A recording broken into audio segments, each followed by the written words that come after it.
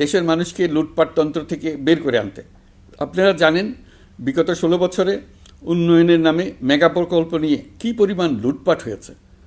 Mega প্রকল্পগুলো যেন হয়ে উঠেছিল মেগা ডাকাতির প্রকল্প।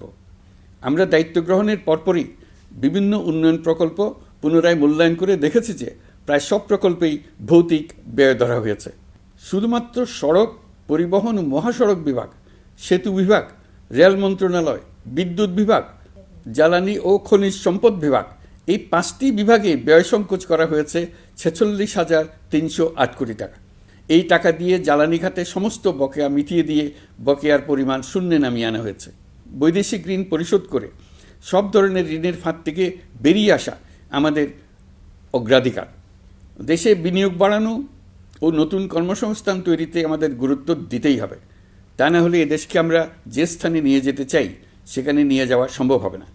বিনিয়োগ ও কর্মসংস্থানের ব্যাপারে রাজনৈতিক দল ও জনগণ আমাদের সর্বাত্মক সমর্থন করছেন।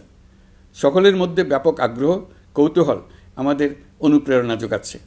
সংশ্লিষ্টদের সঙ্গে আলোচনা করে বিনিয়োগ পরিবেশ উন্নত করতে 30টি মূল সংস্কার কাজকে অগ্রাধিকার দেওয়া হয়েছে এবং ইতিমধ্যে 18টি সুপারিশ বাস্তবায়ন করা